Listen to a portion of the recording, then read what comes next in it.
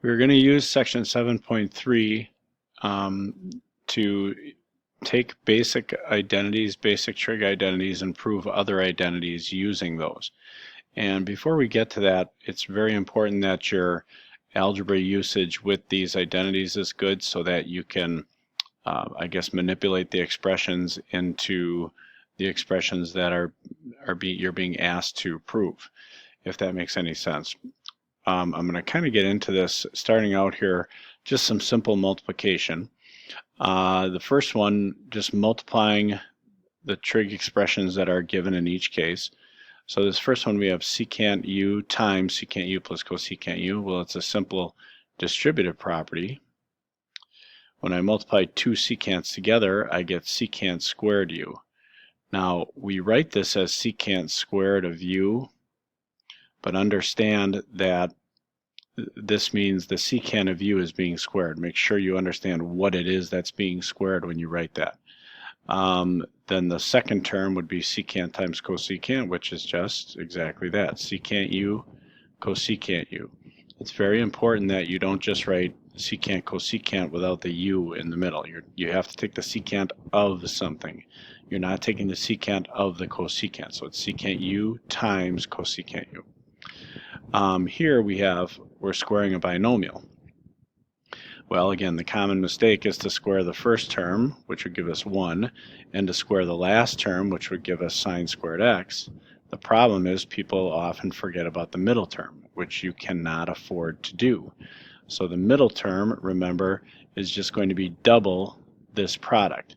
And the reason that's the case, if I just kind of do a quick 1 minus sine, you get a 1 times negative sign on the outside and inside. So we're going to be doing that twice. It's quickest just to double it. So if you have a negative sign by multiplying these, negative sine of x, double that, you'll get negative 2 times the sine of x. And there you have that expression multiplied out. And then you get to just a simple FOIL method. So multiplying the first terms, 3 sine times sine, that would be 3 sine squared of x. Then you get the outer terms, which gives you a positive 3 sine x, combined with the inner product, which is negative 2 sine x. So 3 sine x minus 2 sine x, that would be 1 sine of x. And then, of course, negative 2 times negative 1 are the last terms. That gives us a negative 2. Let's go on to the next page. And now what we're being asked to do is, what if you got to go the other way around? Instead of multiplying things, what if we go back to factoring them? Okay, well, here, remember, whenever you're factoring, always look for a common factor first. And I see that both of these terms have at least one secant u in them. So if I factor out the secant u and then divide each of the terms by that secant u that I took out, so secant squared divided by secant would leave me 1 secant u here, and secant u divided by itself would leave me with a negative 1. Next one here, I don't have a common factor this time, but I do have a difference of perfect squares. The tangent is being squared, so is cotangent. So I can factor this as a difference of perfect squares. That would simply be tangent x plus cotangent x and tangent x minus cotangent x. And that would be good for that one. Last one, we have 3 terms, no common factor, and it's not a special case like a difference of squares or anything. So this time I am going to try to guess and check. Well, if you look at this, this is just like doing x squared minus 5x plus 6. It's the same kind of thing, only instead of an x, we have a sine of x that's being squared. Instead of an x, we have a sine of x again. So if I can get sine squared x by taking a sine x times another sine x. I just need factors of 6, positive 6, that will give me a negative 5 in the middle, and that would be a negative 2 and a negative 3. And you can see I get sine squared for the first time, negative 3 sine x and a negative 2 sine x would be negative 5 sine x, and then a positive 6 on the outside. Now let's go over to the right side here. And now they want us to add fractions together. Well, we learned to add fractions when we young lads and lasses, and we found out that all we have to do is get a common denominator. Well, right now this cosine of x is over 1, so I could get a common denominator of the cosine of x. So the first term already had a denominator of cosine x, so if the denominator stays the same, certainly the numerator must stay the same. Now, I had to multiply this denominator by cosine x to get this, so you also have to multiply the numerator by cosine x, and that would give me a cosine squared of x. Adding these together, that gives us sine squared x plus cosine squared x all over the common denominator of the cosine of x. And then we'll find out when we get to our identities that that sine squared plus cosine squared that you see in the numerator is actually equal to 1. Let's try one more of those. I've got sine over cosine plus cosine over sine. Well, what's my common denominator this time? Well, in the event where the two denominators are relatively prime, in other words, nothing goes into both of these other than 1, we can simply multiply these two factors together to get a common denominator. So this common denominator would be sine x cosine x. And of course, because multiplication is commutative, it didn't matter if we went sine cosine or cosine times sine. So now, what did we multiply this fraction by to get this denominator? Well, we multiplied it by a sine of x. So I also have to multiply the numerator by sine x, giving me sine squared x. Over here, same thing, except that here I had to multiply by cosine x. So multiply the numerator by cosine x, that'll give me cosine squared x. So now adding these together again, I get sine squared x plus cosine squared x in my numerator, all over sine x cosine x. And so we can add fractions together. The last little bit of algebra we want to be able to do is sometimes we'll want to take a big fraction and split it up into separate terms. I know that as long as I have just one term in the denominator, one factor I should say, not just one factor, one term in the denominator, that I can split up the fractions. So for example here, I could rewrite this as sine of x over sine of x minus the tangent of x over sine of x. And you notice sine divided by itself would be 1, so this would be 1 minus the tangent of x over the sine of x. So you'll often have a need to split up one big fraction as two separate ones.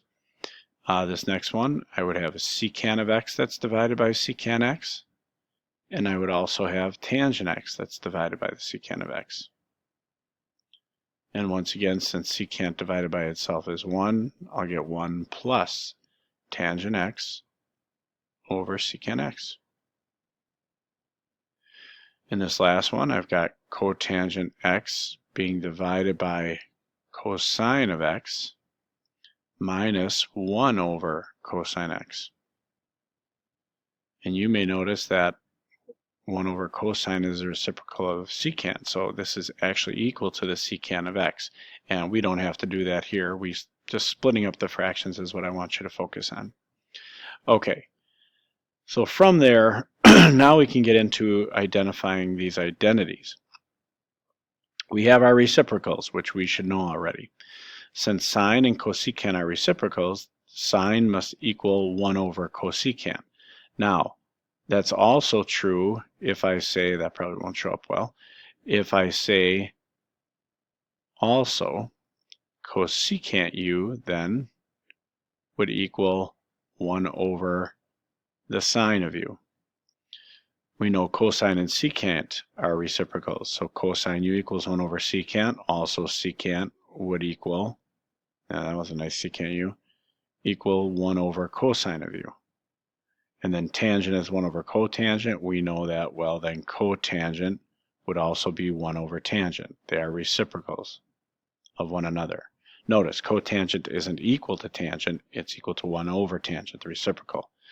Here's some ratios that we've already talked about. We know that tangent is sine over cosine. Remember with the unit circle we said tangent is y over x, and another way of saying that was sine over cosine. And then since tangent and cotangent are reciprocals, well then cotangent must be cosine over sine. Okay, so those are ratio identities. Now hopefully these first 5 you already pretty much know. These bottom ones are the new ones. They're called Pythagorean identities. Okay, and there's actually 3 of them. If you look at the first row of each, sine squared plus cosine squared is 1, tangent squared plus 1 is secant squared, and cotangent squared plus 1 is cosecant squared. Start by memorizing those first 3 lines. These lines that follow are just other representations of them. We know that if I've got sine squared plus cosine squared equal to 1, well, I could move the cosine squared to the other side, and every time you see a 1 minus cosine squared, you know that that's the same as saying sine squared of u, and vice versa. If I have sine squared u, that would equal 1 minus cosine squared. Also, if I would subtract sine squared from the other side, I'd get cosine squared as 1 minus sine squared. Same thing happens here. I subtract 1, I've got tangent squared u is secant squared minus 1. Same thing here, subtract 1, cosecant squared minus 1. So these aren't 7 different identities. They're 3 different identities that are rewritten in other forms.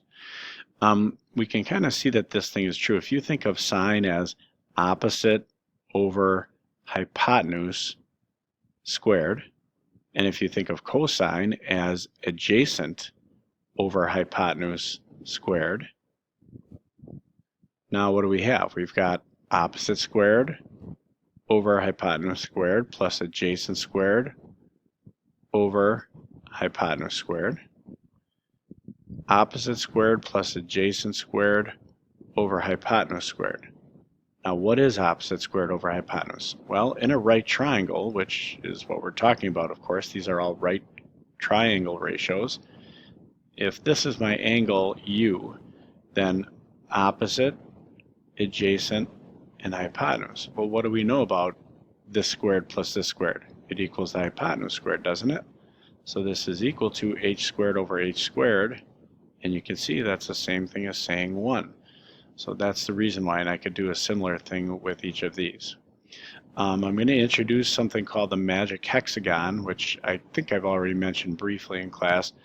That's going to help these to be really easier, a lot easier to remember, and I'm going to give you a little handout on that. That will help you with internalizing these identities a little better. So what we're going to go on to next is just some guidelines for establishing identities. It's almost always preferable to work with the side that contains the more complicated expression. It's easy to take something complicated and make it look pretty than it is to take something pretty and yuck it all up, because there's a ton of ways you can make it look yucky. Okay, so it's easier to work with the more complicated looking side. Second, rewrite sums or differences of quotients as a single quotient. So if you have fractions, we can combine fractions. We practiced that just a little bit ago. That happens often. Sometimes rewriting one side in terms of sine and cosine only will help. A lot of our identities use sine and cosine, so if you can get it in all in sines and cosines, sometimes it'll help. Sometimes there's quicker ways, but if you're stuck, try changing to sines and cosines. Last, always keep your goal in mind. As you manipulate one side of the expression, you must keep in mind the form of the expression on the other side. You have to know what you're trying to get. You can't just randomly do things to make it look any old way. You're trying to prove it's equal to a particular thing, so you have to work on that. And this I didn't put in here, but I can't say it enough. You must memorize those identities. Having them open next to you and having to look back and forth between a problem and the identities is not going to serve you well, okay? You need to get good at this, you need to see what's happening. You need to see 1 and 2 steps ahead sometimes. So be careful of that. We're actually going to try to prove some of these identities now in the next video, so stay tuned for that.